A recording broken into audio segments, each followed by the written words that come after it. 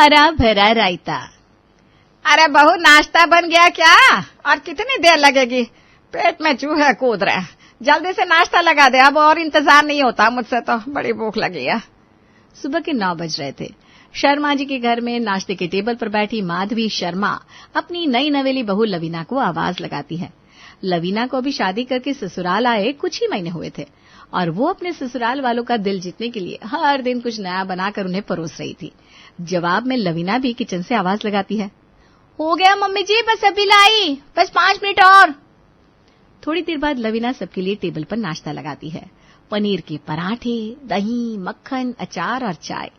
नाश्ता देखकर बहुत खुश होते हैं सब, सिवाय माधवी के। वाह वे, बहुत अच्छी खुशबू आ रही है। आज तो खाने में मजा आ जाएगा। लवीना, तुमने कमाल कर दिया। हाँ भैया, भाभी खाना एकदम कमाल बना दी है। अभी हफ्ते भर ही हुए भाभी को आए हुए और उनके हाथों का स्वाद तो जबान पर चढ़ भी गया। अब तो दूसरा कुछ खाने का मन ही नहीं करता। हाँ भाभी, आपके हाथ की पराठे क्या कहना, दिन बन जाता है मेरा। वैसे भी मुझे तो नाश्ते में पराठे बहुत पसंद है, ऊपर से घर का ताजा मक्खन हो तो क्या कहने।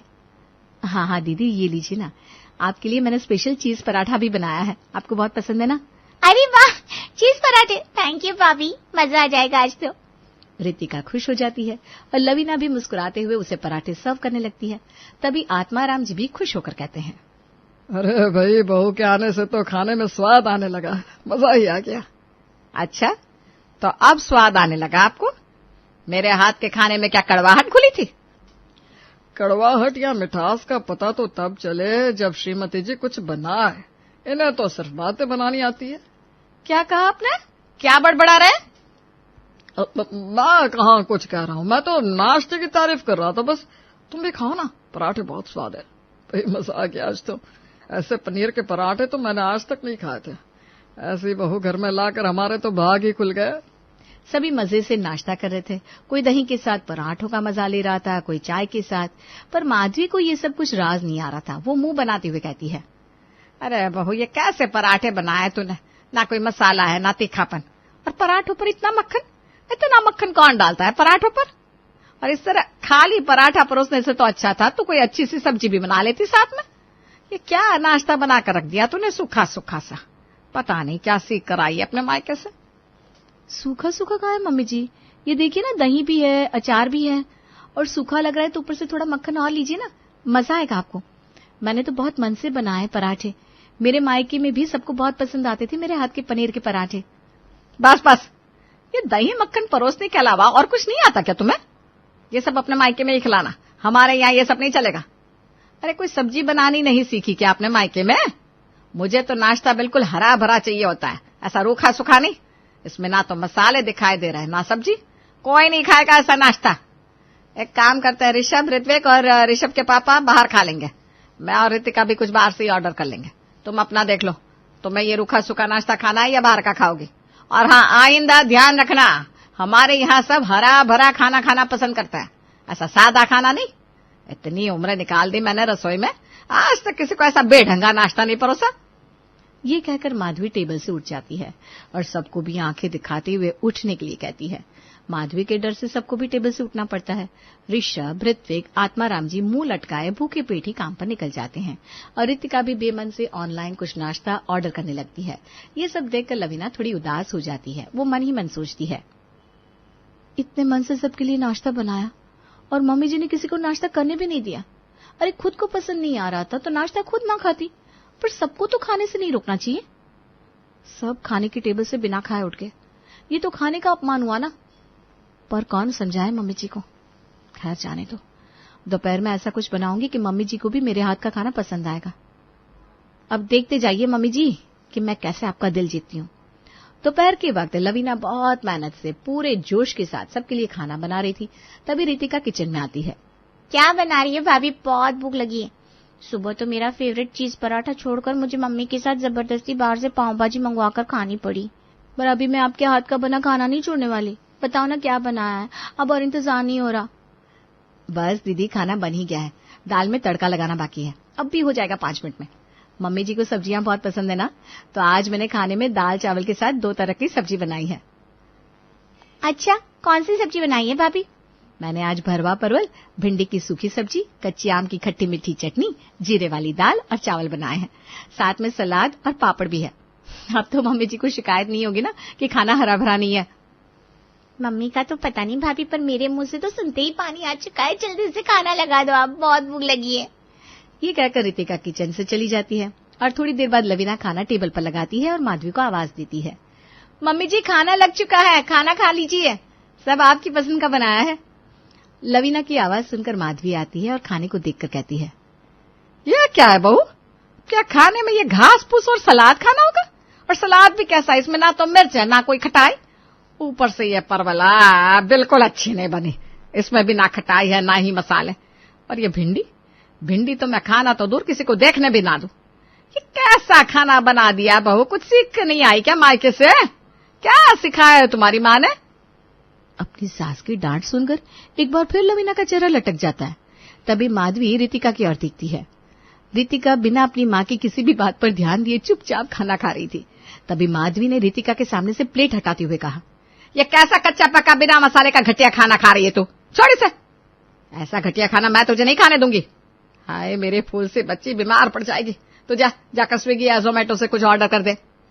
पर मम्मी खाना अच्छा बना है, खाने दो ना, मुझे पसंद है ये खाना। ये सुनते ही माधवी चिल्लाने लगती है, अरे इस घर में सबको हो क्या गया है, ऐसा घटिया खाना खाकर तबीयत खराब हो जाएगी। खाने में स्वाद और सेहत का सही तालमेल बहुत जरूरी होता है।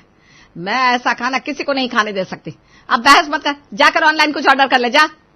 ये कहकर माधवी रितिका के सामने से प्लेट उठाकर किचन में ले जाती है और सारा खाना किचन सिंक में फेंक देती है। बेचारी रितिका चाहकर भी घर का बना स्वादिष्ट खाना नहीं खा पाती। कुछ दिन इसी तरह बीतते हैं। लवीना हर रोज पूरे मन से खाना बनाती है और माधवी हर बार लवीना के खाने में कभी खटाई नहीं है, कभी मसाले नहीं है, तो कभी सब्जियां नहीं है कहकर नुक्स निकालती रहती। न खुद खाना खाती न किसी को खाने देती। एक दिन यही सब सोचते हुए लवीना उदास होकर अपने कमरे में बैठी थी। पूरा 1 महीना हो गया मुझे शादी करके इस घर में आए हुए। हर दिन खाने में कुछ न कुछ अलग बनाने की कोशिश करती हूँ, पर मम्मी जी को कुछ पसंद ही नहीं आता। हर बार कुछ न कुछ नुक्स निकाल देती है। खुद तो कभी मेरा बनाया खाना चखती तक नहीं है, देखकर ही नाक मुंह सिकुड़ने लगती है और घर में किसी और को भी खाने नहीं देती। ऐसे तो एक दिन इस घर के लोग मुझे ही भूल जाएंगे। करूं तो क्या करूं, कैसे अपने ससुराल वालों का दिल जीतूं। लीना अभी ये सब सोच रही थी कि तभी उसकी सहेली बानी का फोन आता है। हेलो लवीना मैडम, कैसी हैं? शादी क्या हो गई, दोस्तों को भूल ही गई? अरे कभी तो हम गरीबों को भी याद कर लिया कर। लगता है ऋषभ जीजा जी ने कुछ ज्यादा ही दिल लगा लिया है तेरा। अरे बानी क्या तू भी, अच्छा किया जो फोन कर लिया, मैं भी ना तुझसे बात करने के बारे में सोच रही थी। चल चल चल, अब ज्यादा झूठ मत बोल। ये बता कैसी है, सब ठीक ठाक है ना? तेरे ससुराल वाले कैसे हैं? ससुराल वाले तो सब अच्छे हैं यार, पर बस मम्मी जी। मम्मी जी क्या अच्छी नहीं है क्या तेरी सास? ऐसी बात नहीं है यार, पर वो मम्मी जी को ना मेरे हाथ का खाना पसंद नहीं है। ना वो खुद खाती है ना घर वालों को खाने देती हैं। हर बार कहती हैं कुछ मसालेदार हरा भरा बनाओ। सब ट्राई कर लिया पर उन्हें कुछ पसंद ही नहीं आता। साउथ इंडियन से लेकर नॉर्थ इंडियन तक सब बनाकर देख लिया, और सिर्फ इंडियन ही नहीं, Chinese, Italian, Mexican, Thai food भी ट्राई कर लिया, पर हर बार सेम डायलॉग, ये नहीं चलेगा, कुछ हरा भरा बनाओ। उनकी इस हरे भरे के चक्कर में ना घर का बजट बिगड़ चुका है, पर उनको ये बात समझ भी नहीं आ रही। बस बस बस बस, समझ गई तेरी प्रॉब्लम, फिकर नॉट। तेरी इस प्रॉब्लम का तोड़ है मेरे पास। बस आखिरी बार एक और डिश ट्राई कर ले। अगर इस बार तेरी सास ने कुछ कहा तो नाम बदल देना मेरा। यार कुछ फैंसी मत बताना, महीने का आखिर चल रहा है, अब तो इतना बजट भी नहीं है। अगर ऋषभ जी से पैसे मांगूंगी तो वो मुझे ही डांट देंगे। अरे फिकर नॉट, तेरी ये दोस्त ऐसी डिश बताएगी कि सांप भी मर जाएगा और लाठी भी नहीं टूटेगी। तू और तेरे मुहावरे मेरे समझ के बाहर है। अब सीधा सीधा कुछ बताएगी या सिर्फ पहेलियां ही बुझाएगी? पूरी ट्यूबलाइट है तू। मेरा मतलब है तेरा काम भी हो जाएगा, बजट भी नहीं बिगड़ेगा। तो बस ये बता, घर में इस वक्त कौन कौन सी सब्जी है? इस वक्त घर में परवल, लौकी, खीरा, गाजर, टमाटर, धनिया पत्ती और बैंगन पड़े हैं। बढ़िया, तेरी नई डिश इन्हीं सब्जियों से बनेगी, और ऐसी बनेगी कि तेरी सास को कुछ कहने का मौका ही नहीं मिलेगा। तू बस मेरी बात ध्यान से सुन। और फिर बानी लवीना को एक ऐसी डिश की रेसिपी बताती है कि उसकी आंखें भी खुशी से चमक उठती हैं, पर फिर कुछ सोचकर वो थोड़ा उदास हो जाती है। यार सुनने में अच्छा लग रहा है, पर तेरा ये आइडिया काम तो करेगा ना? अरे बिल्कुल करेगा, नहीं किया तो नाम बदल देना मेरा। ये कहकर बानी फोन रख देती है। लवीना भी अपने काम में जुट जाती है। रात के वक्त खाने के टेबल पर। क्या बनाया आज लवीना? आज तो कुछ बाहर से नहीं मंगवाना पड़ेगा ना? नहीं, आज मेरे हाथ का बना खाना मम्मी जी को जरूर पसंद आएगा। बिल्कुल मम्मी जी की पसंद का खाना बनाया मैंने, वैसा ही जैसा मम्मी जी को चाहिए। ऐसा क्या बना दिया तूने आज जो इतनी खुश हो रही है? बेटा, तुम्हारी मम्मी जी को खुश करना तो हाथी को चड्डी पहनाने जैसा है। ऐसा क्या बना दिया तुमने कि तुम्हारी मम्मी जी खुश हो जाएंगी? आपको तो बस मुझ में ही खोट नजर आती है? अरे बहू को कुछ ढंग का बनाना आता तो क्यों ना खुश होती मैं, पर उसे कुछ बनाना आता ही नहीं तो क्या करूं मैं? तभी लवीना कहती है, मम्मी जी, पापा जी, आप लोग प्लीज लड़ाई मत करिए, मैं खाना लेकर आती हूँ, आज सब अच्छा ही होगा। थोड़ी देर में लवीना खाना लेकर आती है और खाने को देखते ही माधवी की शक्ल बन जाती है। ये क्या है बहू, आज तो तूने कुछ बनाया ही नहीं, क्या है ये? सिर्फ रायता और रोटी, ये खाएंगे हम खाने में? मम्मी जी ध्यान से देखिए ना, ये सिर्फ रायता नहीं है, बहुत कमाल का रायता है। बहू मैंने तुझसे कहा था ना कुछ हरा भरा बनाया कर, ये बिल्कुल सादा है, रायता बना कर ले आई तू। अब क्या इसके साथ रोटी खाएंगे? नहीं भाई, मुझसे नहीं खाया जाएगा और ना ही किसी और को खाने दूंगी मैं। खाना तो बाहर से ही ऑर्डर करना पड़ेगा आज। हरा भरा ही तो है ना मम्मी जी, देखिए तो इस रायते में मैंने खूब सारी उबली हुई सब्जियां डाली हैं, जैसे परवल, लौकी, खीरा, गाजर, प्याज, टमाटर, बैंगन और धनिया पत्ती भी। क्या रायते में बैंगन, परवल, टमाटर? ये कौन डालता है रायते में? लवीना ये क्या बनाया है तुमने, कौन खाएगा इसे? ऋषभ जी, मम्मी जी को तो ऐसा ही खाना पसंद है ना जो एकदम हरा भरा हो, तो मैं क्या करती, बना दिया हरा भरा रायता। अरे वो तो छोड़ो, इसमें मसाले कहाँ है? बिना मसाले कैसा हरा भरा खाना? सिर्फ घास फूस नहीं लाने को कहा था मैंने तुझे। अरे है ना मम्मी जी, इसमें मसाले भी हैं। मैंने रायते में नमक, काली मिर्च, भुना जीरा और लाल मिर्च भी डाली है। और खटाई वो कहाँ है? मम्मी जी रायता है तो खटाई तो होगी ही ना, दही जो है इसमें और टमाटर भी तो है। खाकर तो देखिए, बहुत पसंद आएगा आपको। बिल्कुल आपकी पसंद को ध्यान में रखकर बनाया है। अब तड़का तो नहीं लगाया इसमें, ऐसे कैसे सूखा सूखा खाएंगे? ना भाई ना, ये नहीं खाया जाएगा, आज भी खाना बाहर से ही मंगवाना पड़ेगा। नहीं मम्मी जी, आज खाना बाहर से मंगवाने का चांस ही नहीं है, तड़का लगाया है मैंने। मम्मी जी ऊपर से घी, सरसों और कड़ी पत्ती का तड़का भी लगाया है। आज तो रवीना के पास अपनी सास के हर नुक्स का तोड़ था। उसने एक साधारण से रायते में ही सब्जी, मसाले, खटाई और तड़के का अंबार लगा दिया था। अब माधवी कहे तो क्या कहे, अब तो माधवी परेशान हो चुकी थी। ये बैंगन, टमाटर और परवल वाला रायता वो खाए तो भला कैसे खाए, पर अंदर ही अंदर वो समझ रही थी कि ये तो उसी का फैलाया रायता था, समेटना तो अब उसे ही था। तभी आत्माराम जी ने कहा, हे भगवान, ये क्या पका दिया बेटा तूने, इसके साथ रोटी कैसे खाएंगे? मुझसे नहीं खाया जाएगा भाई। फिक्र नॉट पापा जी, आप सबके लिए अलग से आलू टमाटर की सब्जी बनाई है मैंने। ये रायता तो खास मम्मी जी के लिए है, उन्हें सब हरा भरा और मसालेदार चाहिए होता है ना। सुन लिया मम्मी आपने, अब खाइए आप अपनी ये स्पेशल डिश। हम तो आलू टमाटर की सब्जी से काम चला लेंगे। 1 महीने से बाहर से खाना मंगा कर मेरी जेब का हाल बेहाल कर दिया आपने। 50,000 रुपए सिर्फ खाना खाने में खर्च हो गया आपकी वजह से। कितना अच्छा तो खाना बनाती है लवीना, पर नहीं, आपको हरा भरा खाना है तो खाइए। अब हम तो पहले वाला खाना ही खाएंगे, हमें तो वही पसंद है। हाँ मम्मी, हमें तो भाभी के हाथ के बने खाने से कोई प्रॉब्लम कभी थी नहीं। आपकी वजह से हमें बाहर का खाना खाना पड़ता था। पेट बिगड़ गया मेरा तो बाहर का खा कर। ना तो आप खुद खाती थी, ना हमें खाने दिया कभी कुछ भी। अब आप ही खाइए ये हरा भरा रायता, हम तो आलू टमाटर की सब्जी में ही खुश है। हाँ मम्मी, आपने बिना वजह ताने दे देकर मजबूर कर दिया भाभी को ऐसी अतरंगी डिश बनाने के लिए। अब ये खाना आप ही खाइए, ये चितकबरा रायता आपको ही मुबारक। और क्या, तुम्हें खाओ ये चितकबरा खाना, हम सब तो बहू के हाथ का सादा खाना खाकर ही खुश है। अरे साक्षात अन्नपूर्णा आई है हमारे घर पर, तुमने कभी कदर ही नहीं की उसकी। उल्टा तुम्हारी ये हर बात में नुक्स निकालने वाली आदत ने हद कर दी। बात बात पर टोककर उसका मनोबल गिरा दिया तुमने। देखो तुम्हारी वजह से कैसा खाना बनाने लगी है वो, ऊपर से घर का बजट बिगड़ा सो अलग। सबकी बातें सुनकर और सामने रखे अतरंगी रायते को देखकर माधवी अपना सर पकड़ लेती है और फिर लवीना से कहती है, अब मुझे माफ कर दे बहू, मैं बस अपना रौब जमाने के चक्कर में तेरे बनाए खाने में नुक्स निकालती रही। मुझे डर था कहीं तू अपने स्वादिष्ट खाने से सबका दिल ना जीत ले और मेरी सच्चाई सबके सामने ना आ जाए। असल में तो खाना बनाना मुझे ही नहीं आता, इसीलिए तेरे खाने में खोट निकाल कर खुद को ऊंचा साबित करने की कोशिश करती रही। पर अब मुझे अकल आ गई है, अब से तू जो बनाएगी हम सब वही खाएंगे, खुशी खुशी, बिना नुक्स निकाले। तभी लवीना अपनी सास माधवी की चुटकी लेते हुए कहती है, अच्छा मेरे हाथ का बना सब खाना खाएंगी आप? हाँ हाँ बहू, अब तेरे हाथ का बना हर खाना खाऊंगी मैं, कोई शिकायत नहीं करूंगी, कोई मीन मैक नहीं निकालूंगी।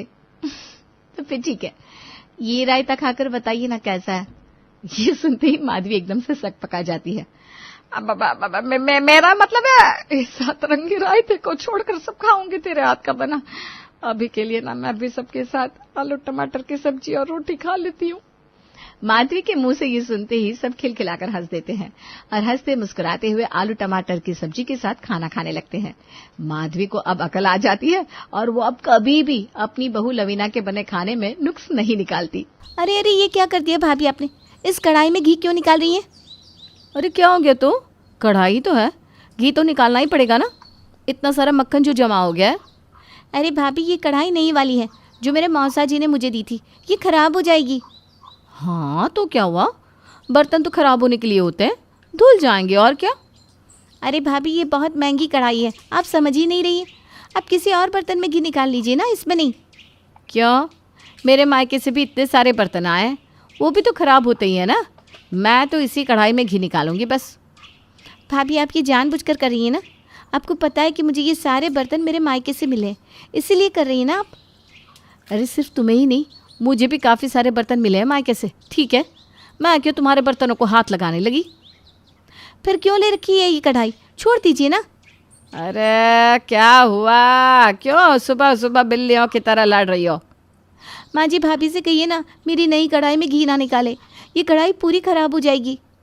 अरे माँ जी समझाइए ना इसे कि बर्तन तो खराब होने के लिए होते हैं। आज ये कढ़ाई नहीं है, कल पुरानी हो जाएगी और क्या। अरे दिव्या बहू, छोड़ ना इसकी कढ़ाई को, वैसे भी हमारे पास कितनी सारी कढ़ाइयाँ हैं, तो उनमें से एक ले ले। नहीं, मैं तो इसी कढ़ाई में घी बनाऊंगी, आप चाहे कुछ भी कह ले। ये दिव्या अभी ना।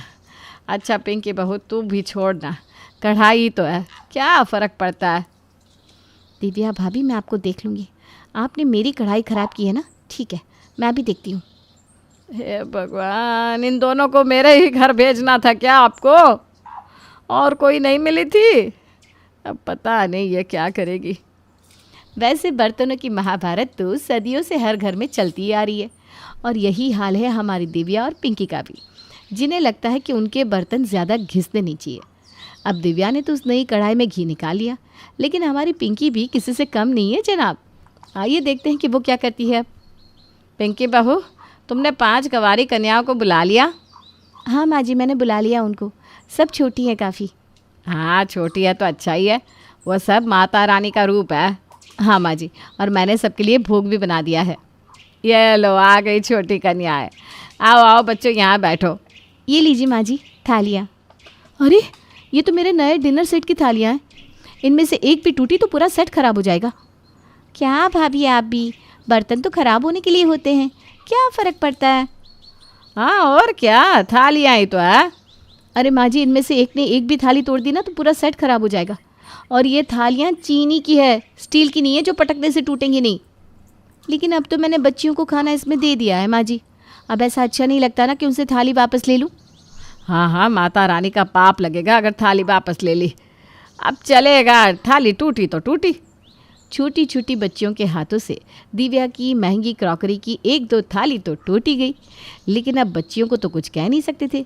लेकिन पिंकी ने अपना बदला ले लिया। दिव्या ने उसकी नई कढ़ाई खराब कर दी थी और पिंकी ने उसके क्रॉकरी सेट को खराब कर दिया। हिसाब बराबर है ना। लेकिन ऐसा नहीं था, ये तो बस जंग की शुरुआत थी। माँ जी क्या हुआ, दिव्या भाभी दिखाई नहीं दे रही हैं। अरे आज मैंने सरसों के तेल में कच्ची केरी का अचार डाला है ना, तो बस उसी को छत पे सुखाने गई है। अच्छा ठीक है, वैसे कितना अचार डाला है माँ जी आपने इस बार? अरे इस बार तो वो बड़े से पतीले में डाला है, सोच रही थी इस बार जीजी को भी भेजूंगी थोड़ा सा। बड़ा सा पतीला, वो स्टील वाला जिसमें आगे फूल लगे हुए हैं। हाँ, क्यों, क्या हुआ? अरे माँ जी, वो तो मेरा पसंदीदा पतीला है। मैं बस उसमें दूध के अलावा कुछ नहीं उबालती थी। आपने उसमें सरसों के तेल से अचार डाल दिया। अरे दिव्या, बहू ने कहा कि इसमें अचार अच्छा बनेगा तो मैंने डाल दिया। अब पतीला ही तो है, क्या हो गया इसमें? वो सिर्फ पतीला नहीं है माँ जी, एक इमोशन है। क्या क्या बोल रही है? दिव्या भाभी, मैं आपको देख लूँगी। आपने मेरा फेवरेट पतीला ख़राब किया है ना, अब देखिए मैं क्या करती हूँ। अरे तुम दोनों बर्तनों के पीछे पागल हो गई हो क्या? बर्तन उपयोग करने के लिए होते हैं, रखने के लिए नहीं। आप नहीं समझेगी माँ जी। मैं तो तुम दोनों को समझ ही नहीं रही हूँ। बर्तन ना हो गए, कोई राज्य हो गया जिससे तुम दोनों को ही जीतना है। अब ये जंग कहाँ रुकने वाली थी। एक बार दिव्या की तरफ से आता तो दूसरा बार पिंकी करती, जैसे इसका कोई तोड़ ही नहीं था। चलो सब लोग बिरयानी खा लो, आ जाओ। अरे वाह पिंकी बहू, आज तो तुमने बिरयानी बनाई है, क्या बात है। हाँ, आज कितने दिनों बाद कुछ अच्छा मिल रहा है खाने को। आइए आइए, खाइए सब लोग। अरे वाह, हाँ आज तो खुशबू बहुत अच्छी आ रही है। क्या बन रहा है? अरे आज पिंकी बहू ने बिरयानी बनाई है। आजा आजा, खाने बैठ जा। हाँ हाँ, क्यों नहीं, मुझे तो बिरयानी बहुत पसंद है। अरे क्या हो गया, मिर्ची लग गई क्या? माँ जी, ये बॉल्स किससे निकाले? अरे अब क्या हुआ, इन बॉल में क्या दिक्कत हो गई? अरे माँ जी, बिरयानी के मसालों के दाग इनमें से नहीं जाएंगे। ये बॉल सिर्फ आइसक्रीम और मलाई जैसी चीज़ें खाने के लिए हैं। ये हल्दी और मसाले के दाग इससे जाएंगे ही नहीं। अरे क्या फ़र्क पड़ता है, अब बॉल्स ही तो है। हाँ भाभी, क्या फ़र्क पड़ता है? मुझे पता है, ये सब तुमने किया है ना जानबूझकर। ठीक वैसे ही जैसे आपने मेरा फेवरेट पतीला माँ जी को अचार बनाने के लिए दिया था। तुम्हें तो मैं छोड़ूंगी नहीं पिंकी। हाँ हाँ, एक काम करो, एक दूसरे को जेल में ही डलवा दो, ठीक है? माँ जी अब देखिए ना, इसने मेरे बॉल्स। बस अब बहुत हो गया, थक गई हूँ मैं रोज़ रोज़ के इस नाटक से। अब मैं एक फ़ैसला करती हूँ, आज से तुम दोनों अपने अपने बर्तन अलग अलग कर दो और अलग अलग ही खाना बनाओ अपने बर्तनों में, और फिर अपने बर्तनों को तुम दोनों चाटो या तोड़ो, तुम्हारी मर्जी। लो हो गया तुम दोनों के बर्तनों का बंटवारा, अब पड़ गया ना चैन दोनों को। इसके बाद अगर मैंने कोई शिकायत सुनी ना तो दोनों को एक एक थप्पड़ मारूंगी। कावेरी ने तंग आकर दोनों बहुओं के बर्तनों का बंटवारा कर दिया। अब दिव्या अपने बर्तनों में खाना बनाती और पिंकी अपने बर्तनों में, लेकिन इससे दोनों का काम भी बढ़ गया था और दोनों के बर्तन भी बढ़ गए थे। अरे ये क्या है भाभी, इतने सारे बर्तन? हाँ, अब हम दोनों अलग अलग खाना बनाते हैं ना, तो इतने बर्तन तो निकलेंगे ही ना इमली। हाँ वो तो है। एक मिनट, इतने सारे बर्तन मैं नहीं धोएगी। हाँ, मैं पहले ही बता देती है दोनों को। अरे ऐसा मत कर इमली, तुझे पता है ना यहाँ इस मोहल्ले में काम वाली मिलना कितना मुश्किल है। मैं बर्तन साफ करेगी तो दुगने पैसे भी लेगी, नहीं तो फिर आप देख लो। दुगने पैसे? अब दुगने बर्तन है तो पैसे भी तो दुगने लगेंगे ना। अच्छा ठीक है, हम दोनों दुगने पैसे दे देंगे। चल तू काम शुरू कर दे। पहले से ही आकाश खर्चे को लेकर गुस्सा कर रहे थे, अब तो और गुस्सा करेंगे। इमली ने तो दुगने पैसे मांग लिए, लेकिन सिर्फ काम वाली के ही पैसे दुगने नहीं हुए थे, और भी बहुत सारे खर्चे थे जो बढ़ गए थे बर्तनों के बंटवारे के बाद। अरे अभी तो राशन भरवाया था। अरे अब दो दो अलग अलग बर्तनों में खाना बनता है तो राशन भी जाएगा ना। तुम दोनों के बर्तनों के चक्कर में घर के खर्चे दुगने हो गए। अब मैं तुम्हें शॉपिंग के लिए एक पैसा नहीं दूंगा, समझ लेना। ठीक है। क्या, कितने लोग आ रहे हैं खाने पर? अरे कितनी बार पूछोगी, 7 कहा तो सही। अरे मैं अकेले कैसे बनाऊंगी इतना सब कुछ? अरे अब तुमने बर्तनों का बंटवारा कर दिया है, नहीं तो भाभी मदद कर देती तुम्हारी। अब तुम देख लो, मैं कुछ नहीं जानता। दिव्या और पिंकी को अब बर्तन तो मिल गए थे, लेकिन उनका सुकून छीन गया था। दोनों ना तो पैसे बचा पा रही थी और ना ही उन दोनों का काम खत्म हो पा रहा था। अरे क्या हुआ पिंकी बहू, ये नई क्रॉकरी को साफ नहीं किया? अरे माँ जी, भाड़ में जाई नई क्रॉकरी, मुझे नहीं करनी साफ। भाभी के साथ थी तो कब काम खत्म हो जाता था पता भी नहीं लगता था। अब तो मैं फ्री नहीं हो पाती हूँ। हाँ, मेरा भी यही हाल है माँ जी। राशन तो ऐसे ख़त्म हो रहा है जैसे बुढ़ापे में काले बाल सफ़ेद होने लगता है। कोई बात नहीं, तुम दोनों के पास बर्तन तो है ना अपने अपने? नहीं माँ जी, हमें समझ में आ गया है कि हम क्या गलती कर रहे थे। पिंकी, ये ले, तुझ पे तो मैंने अपना ये नया वाला वाइट कलर का कप सेट भी पार दिया। प्लीज़ आ जा वापस। भाभी, मैंने भी अपने सारे पतीले, छोटे बड़े मीडियम साइज, सब आपको दे दिए। मैं आ रही हूँ आपके पास।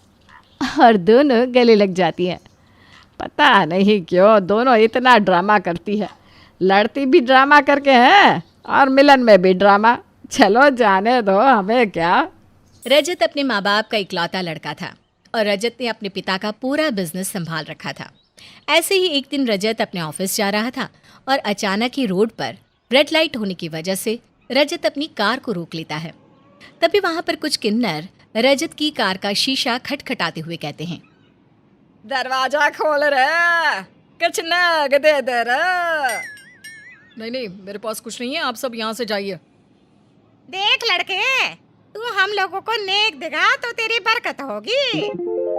भगवान ने मुझे अच्छी खासी बरकत दे रखी है अम्मा, इसलिए आप यहाँ से जाइए और किसी और से मांग लीजिए। इस तरह सभी किन्नरें वहां से चलकर आगे की तरफ जाने लगती हैं। तभी रजत की कार का शीशा एक और किन्नर खटखटाती है। अब रजत अपनी कार के शीशे को नीचे करता है, जहां पर वो एक सुंदर सी लड़की को देखता है। वो उसे देखकर उसकी सुंदरता में मदहोश हो जाता है। वो उसे कुछ बोल पाता उससे पहले ही वो सुंदर सी लड़की उससे कहती है, कुछ पैसे दे दीजिए साहब। अगर आपने हम लोगों को पैसे दे दिए तो आप हमेशा अपने जीवन में खुशहाल रहेंगे। इतनी सुंदर लड़की है और ये मुझसे किन्नरों की तरह पैसे क्यों मांग रही है? कहीं ये... हाँ ठीक है, मैं तुम्हें पैसे दे दूंगा, लेकिन तुम मुझे ये बताओ कि तुम इतनी सुंदर हो और पढ़ी लिखी भी लग रही हो, तुम इन किन्नरों के साथ नेक क्यों मांग रही हो? और तुम्हारा नाम क्या है? साहब, मेरा नाम काजल है। काजल अपने बारे में उसे कुछ और बता पाती कि तभी काजल की हम उम्र नीलम नाम की किन्नर रजत से कहती है, साहब, अब किन्नर किन्नरों के साथ मिलकर पैसे नहीं मांगेगी तो क्या सड़क पर रहकर भीख मांगेगी? और हाँ, अगर आपको नेक देना है तो दे दो, नहीं तो जाओ यहाँ से। रजत ये सब सुनकर बिल्कुल शॉक्ड हो जाता है। यूं कहे कि उसे एक झटका लग जाता है। वो उस समय कुछ नहीं बोल पाता और चुपचाप अपनी जेब से कुछ पैसे निकालकर काजल को दे देता है और वहां से अपनी कार को चलाकर अपने ऑफिस पहुंचता है। वहीं दूसरी तरफ किन्नर समाज की सभी किन्नरें काजल से कहती है, क्या बात है काजल बेटा, उस लड़के से हमने पैसे मांगे तो उसने 1 रुपया भी नहीं दिया और तेरे बोलते ही उसने तुझे पैसे पकड़ा दिए। वाह जी वाह। अरे भला पैसे देता भी क्यों नहीं? हमारी काजल है ही इतनी सुंदर, उसे देखकर कोई उसे बोल ही नहीं सकता कि वो एक किन्नर है, किन्नर। इस तरह सभी किन्नर खुश होकर अपने किन्नर समाज में चली जाती हैं। वहीं दूसरी तरफ रजत के ख्यालों में तो काजल ही थी। रजत हर समय काजल के बारे में सोच रहा था। उसके सामने काजल का भोला और मासूम चेहरा आ रहा था। अब शाम के समय एक बार फिर रजत घर जाते वक्त उसी रेड लाइट पर खड़ा हो जाता है, लेकिन उसे काजल दोबारा नहीं दिखती। इस तरह अगली सुबह रजत उसी रेड लाइट से होकर गुजर रहा था। तभी एक बार फिर से रेड लाइट होती है और रेड लाइट होने की वजह से रजत अपनी कार रोक लेता है, जहां उसे एक बार फिर काजल दिखाई देती है। इस बार भी काजल उसके पास आती है और उससे पैसे लेकर चली जाती है। काजल की मासूमियत वाली शक्ल देखकर रजत उसके ऊपर फिदा हो जाता है और खुद से कहता है, वो लड़की किन्नर है, उसकी मासूमियत और चेहरा देखकर लग ही नहीं रहा कि वो किन्नर है। अरे भला इतनी सुंदर लड़की किन्नर कैसे हो सकती है?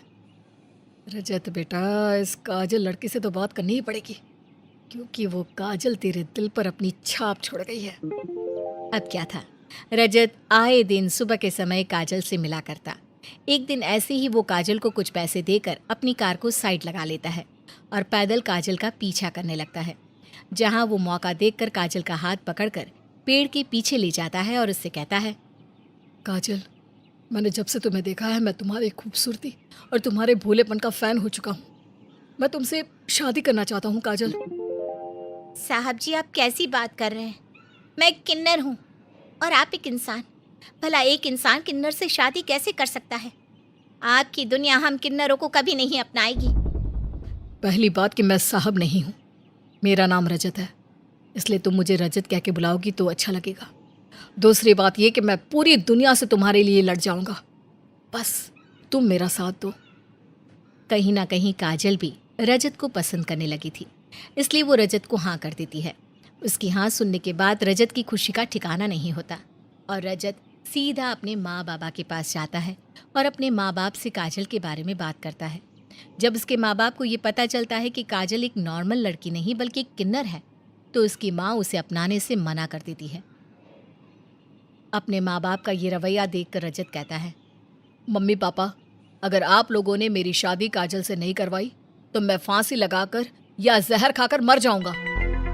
रजत की ये बात सुनकर रजत के माँ बाप अपने बच्चे के आगे घुटने टेक देते हैं और वो रजत की शादी करवाने के लिए हाँ कर देते हैं।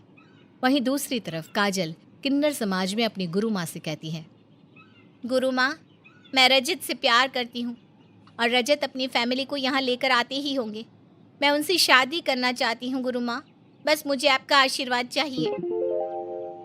बेटा काजल, हम किन्नर हैं और किन्नरों को उनका समाज कभी नहीं अपनाएगा। तू देखना, रजत भी तुझे एक दिन ठुकरा देगा। वो मुझसे बहुत प्यार करते हैं गुरु माँ, वो कभी ऐसा नहीं करेंगे।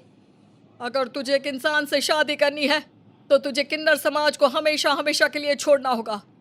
बोल, मंजूर है क्या तुझे?